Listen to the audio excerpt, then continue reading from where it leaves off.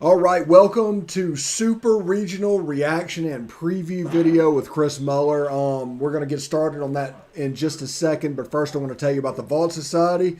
The Vault Society is the big push of the Ole Miss Athletics Foundation. It's a 5-year commitment of support. Membership starts at $5K a year, and there's a benefit chart on the site. We're going to give you that in just a second. All gifts to Ole Miss between now and June 30th will receive triple points. Red points are non-deductible and go towards priority seating. Blue points are 90% tax deductible and go towards parking and non-home ticketed games. That'd be postseason, bowl games, neutral site, etc.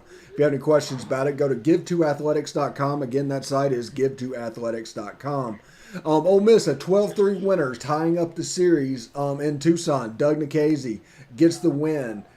We hit the ball. Fantastic. What did you see, Chris? A lot of the same stuff you did. Really exciting night in Tucson for the Rebels. Just a tremendous night at the plate. Gonzalez leading off the game with a home run obviously set the tone for the evening. He went 3 for 4. He also had a double. Dunhurst went 3 for 4, which is really awesome to see him go 3 for 4. Kevin Graham, Mr. Consistency. I think we're up to 58 or 59. Don't remember the exact number, but it's somewhere in that range.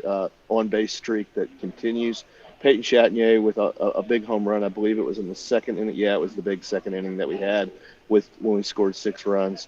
Doug, 10 strikeouts, so not quite as many strikeouts as last week, but just super dominant. Again, the strikeouts that he had were really cool. He went 5 1/3 innings. And then Miller is kind of the unsung story of the game.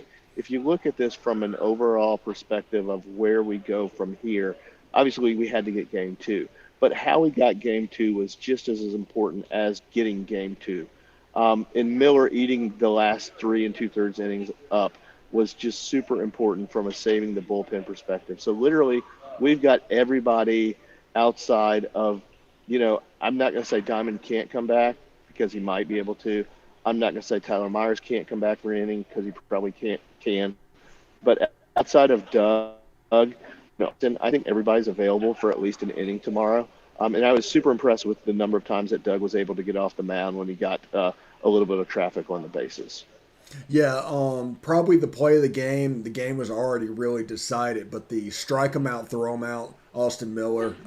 Hayden Dunhurst throws out the runner trying to steal third.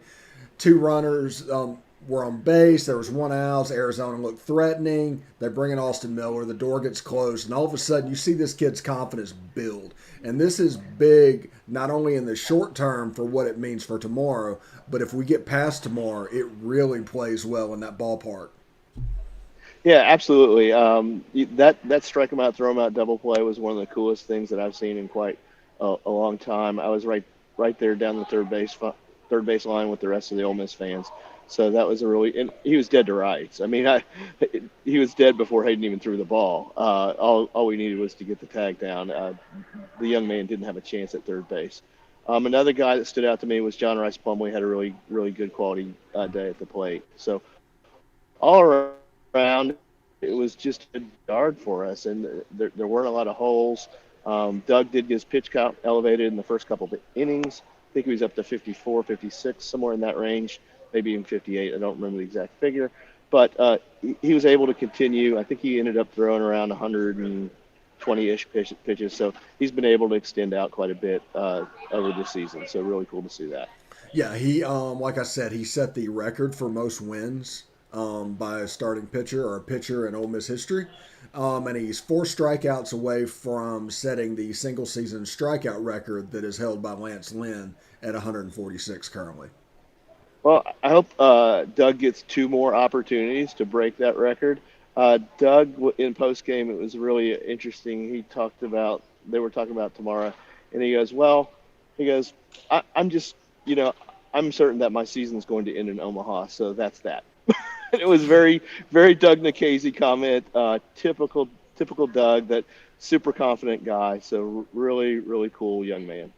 Yeah, he also mentioned how confident the rest of the teammates and especially Jacob Gonzalez was, and how much he really enjoyed that vibe and how it served them well over the year. Yeah, and Jacob is just, we've talked about Jacob a whole bunch, but just the young man has contributed from day one at Ole Miss, and I'm really excited to see what he's going to do the rest of this season. as well as his next 2 seasons at Ole Miss. Yeah, it should be a lot of fun. Transitioning to tomorrow, it's a do or die game. Arizona, of course, is down two of their ace relievers. That's beneficial whenever we chase their starter today in the second inning.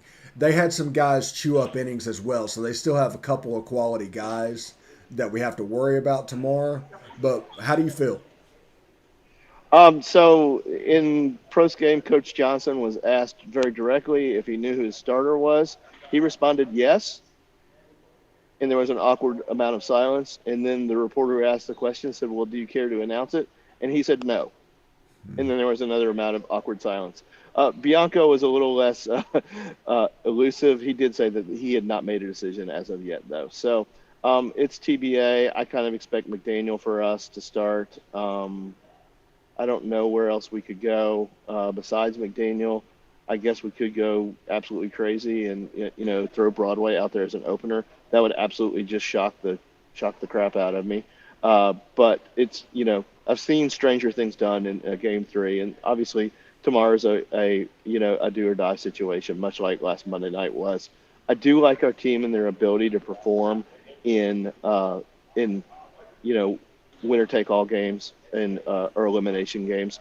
So I think the guys will come out and be ready. Hopefully we can jump on Arizona much like we did today.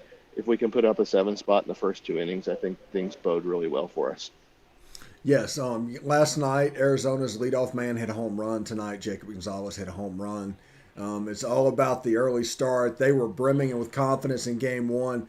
They looked human in Game 2. You could tell that Doug just completely took the confidence away from them, and by the end of the game, they just wanted it over. Yeah, and it was a record crowd tonight, but we really took the life out of that crowd early. They did come to life at certain points in time, so I was kind of impressed with that from that standpoint. But 7,450 was the attendance for tonight, and I'm watching Coach Bianco and Doug Nikhazy and Peyton Chatnier walk through the hotel lobby right now, so pretty cool to see that. But just super excited about where we go from here. All right. Tell me, real in a do or die game, what are you looking for to see tomorrow? What's something that you're looking for? Yeah, I think just getting out to that quick start, like I said, if we think back to what happened at Arkansas a couple of years ago, I think they got off to a quick start on us, and so we've just got to jump on them, take the energy out of the stadium, so to speak, and let that be what we do. Has the coin toss for who the home team or whatever is going to happen tomorrow happened? It has. I guess I got the pregame notes for the series, pregame timings, and we are going to be the visiting team tomorrow. Okay. And the game starts at 9 o'clock Eastern, 8 o'clock Central. Do we have a channel?